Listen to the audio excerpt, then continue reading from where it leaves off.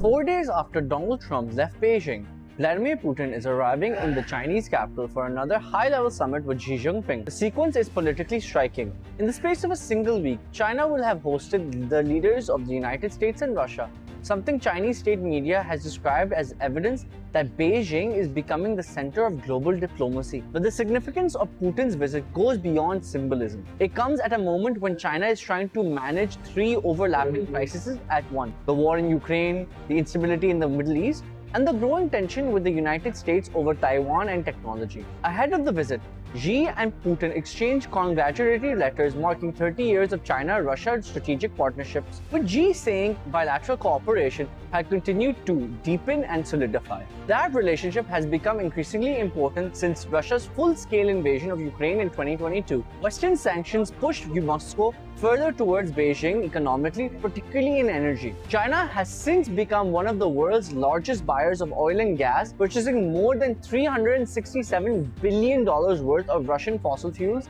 since the start of the war, according to data from the Center for Research on Energy and Clean Air. For Moscow, those purchases have helped offset the impact of sanctions and maintain wartime revenues. For Beijing, the relationship serves a different purpose. China's leadership increasingly views energy security as a strategic vulnerability, especially after the escalation in the Middle East disrupted shipping through the Strait of Hormuz. Much of China's imported oil passes through that route. The Gulf crisis has therefore reinforced Beijing's interest in securing more than energy supplies through land-based infrastructure less exposed to naval blockades or regional conflict. That is one of the reasons the proposed Power of Siberia 2 pipeline is expected to feature prominently during Putin's visit. The project would add 50 billion cubic meters of gas capacity between Russia and China, deepening an energy relationship that both sides now see in geopolitical terms, not simply commercial ones. Taiwan also sits in the background of these discussions. During Trump's visit last week,